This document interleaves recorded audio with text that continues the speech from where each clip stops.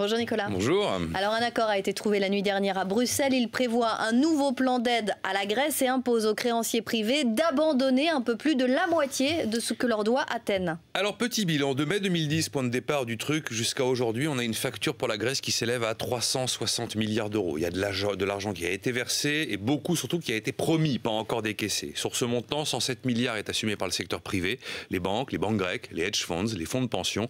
Et vous avez 253 milliards qui sont assumés par le secteur public, les États, l'Union européenne, le FMI. La France assume à peu près 40 milliards d'euros sur l'ensemble de ce qu'on a promis à la Grèce depuis le point de départ. L'accord s'accompagne quand même de 2 flicages importants. La Grèce sera obligée de bloquer sur un compte 3 mois d'intérêt de dette.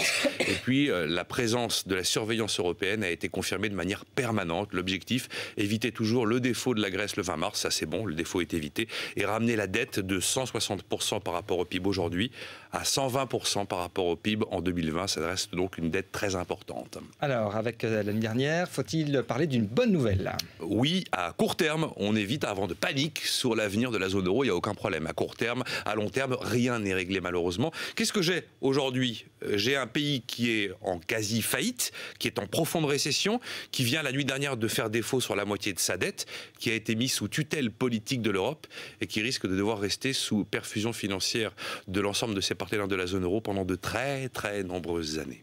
Alors Nicolas, faut-il comprendre que ce que l'on fait ne fonctionnera pas? Je le crains malheureusement. La Grèce est aujourd'hui un peu dans le couloir de la mort d'Alcatraz, si vous voulez. C'est un pays qui est totalement sous-compétitif. Et puis il y a un rapport européen qui s'attend à ce qu'on soit obligé de mettre une 3e couche d'ici 3 ans à peu près. Dans le meilleur des cas, ce rapport dit qu'il faudra ajouter 60 milliards d'euros. Dans le pire des cas, ce rapport nous dit qu'il faudra ajouter 245 milliards d'euros pour soutenir l'économie de la Grèce. On voit que chaque accord évite le chaos technique du pays, ça, il n'y a aucun problème. Mais sur le fond, on ne règle rien. L'Europe continue. L'Europe continue à fabriquer de la nouvelle dette pour payer de l'ancienne dette. L'Europe continue à acheter du temps de plus en plus cher pour préparer les esprits à un défaut peut-être un jour total sur la dette de la Grèce. Et on continue à prédigérer le scénario d'une sortie possible de la Grèce de la zone euro pour que ce jour-là ne soit pas tout simplement un cataclysme. Le pessimisme ou le réalisme de Nicolas Dose. Merci.